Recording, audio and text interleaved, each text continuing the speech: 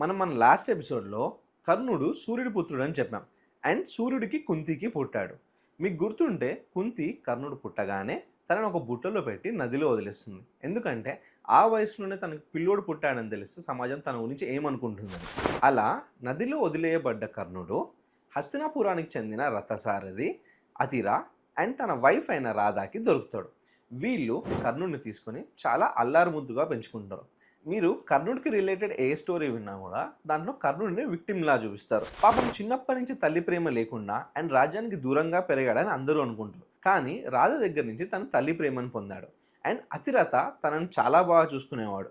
పేరుకే తల్లికి దూరంగా ఉన్నాడు కానీ పాండవుల కంటే చాలా ఆనందంగా పెరిగింది కర్ణుడే.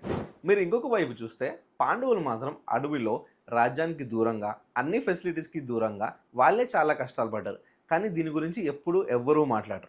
Coming back to the story, అలా పెరిగిన కర్ణుడు అర్జునుడికి అన్న అవుతాడు. కానీ అప్పుడు ఆ విషయం వాళ్ళిద్దరికీ తెలియదు. అది తెలియక కర్ణుడు అర్జునుడిని ఛాలెంజ్ చేస్తాడు.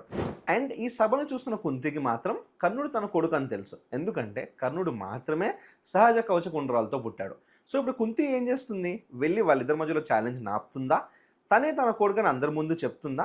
అలా చెప్పేది అయితే చిన్నప్పుడు కర్ణుడిని ఎందుకు వదిలేస్తుంది? ఏమవుతుందో నెక్స్ట్ ఎపిసోడ్‌లో చూద్దాం.